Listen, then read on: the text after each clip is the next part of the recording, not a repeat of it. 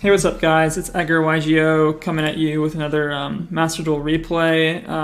Honestly, I haven't had too many like super interesting games, but I did have one that I thought was pretty like thematic, in that I had a viewer ask me how you play around Nibiru going first, and this is like a pretty good example of how to do that, even if they open like multiple other hand traps in addition to Nibiru. And as you can see, my performance with this deck has still been pretty good. I've only gotten 4 losses in like the last 20 games. So this deck's like really consistent. I think most, if not all of these losses were just from me bricking. So yeah, I think I will be coming out with an updated deck profile soon that I'm working on. I'm trying to make the deck a little bit more consistent. So look out for that, but without further ado, we will hop into this replay. So I'm going first, and as I said, my opponent opened multiple hand traps, including Nibiru, and you're going to see kind of how I play around that. I do draw a pretty good hand. I have access to like 3 Drytron names, which is pretty good. Unfortunately, I don't open, like Alpha Zeta plus any fairy is like automatic play around Nibiru, like pretty easily. I don't open the fairy, so I actually don't have a great hand for playing around Nibiru, but you're gonna see kind of how I make it work anyways. So immediately right here, so after I summon my first monster, I noticed a delay from my opponent. They didn't max C me. There wasn't like a delay when I activated Alpha to tribute Zeta. So I know it has it's a hand trap that has to do with something that's on the board. So I immediately have the read that it's either Veiler or Infinite Infirm. So I'm sitting here thinking, which one would I rather have Infirmed? And honestly, I would rather it be Diviner, because like even if I don't, even if I can't make Beatrice this turn, I can still full combo. And I can resolve Benton at times where I can add some light fairies to my hand. I have the Forbidden Droplet. So I would rather, and it's also just like better to have more bodies on board, that way I can go into like Masquerade and stuff. So I summoned Diviner first, thinking that he's going to Imperm me, which he does, which is great. I'm like, okay, great, we got Imperm out of the way. Now I can just, you know, full combo. But keep in mind the amount of summons that I've had, because this is my 3rd summon, about to be my 4th when I summon Mubeta Fafnir. So I'm thinking that I'm going to send Gamma here with Mubeta Fafnir and extend my plays that way. Unfortunately, he has a 2nd Imperm, which I did not have the read on, because I didn't actually get an opportunity to see if there isn't a delay after he activated the first one. And this is why we held the Cyber Emergency in our hand, so that we could be more flexible, so we can kind of react to our opponent's cards. So now that we've kind of seen the double Imperm, we're going to add Gamma with our Cyber Emergency instead. And I'm thinking about how I can play around Nibiru here, and definitely the best way is to summon Benton here. If Benton gets Nibiru, it's actually considered a tribute, so Benton effect will actually resolve. So I'm going to go for the Benton Ritual Summon here. And it's actually important to note that even if he didn't Nibiru me here, the way I did this, like if for example I attributed Mubeta, I wouldn't have been able to add back the ritual spell before summoning again.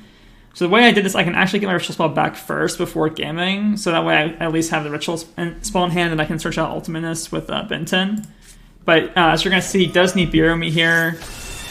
And as I stated, the interaction between Nibiru and Benton will get its effect, so I'll get a Benton search. And now I can go Gamma, tribute Benton.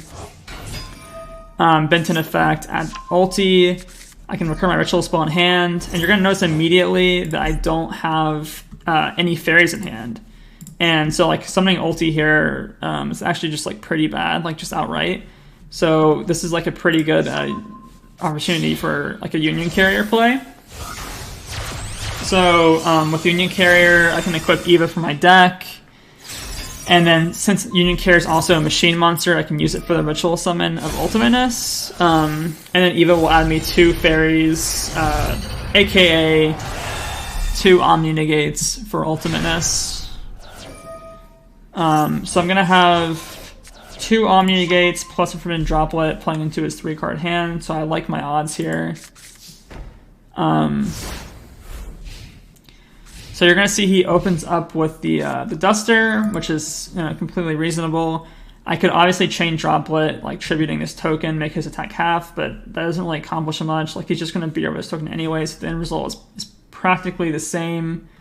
I guess it probably would have been a little better to have his attack. The difference is that my token is gone anyways, but his attack is at least halved. So maybe, I don't know, maybe if he has somehow some sort of like attack boosting card, then that comes up. But yeah, I just chose not to chain the Droplet here. That was probably a slight misplay on my part. Here, I'm obviously going to chain Ultimate here. This is like a no-brainer. He's got one card left in hand, and the odds that one of the two cards he draws is something that I need to negate is pretty high in like most decks. Like think Tri-Brigade with Fractal,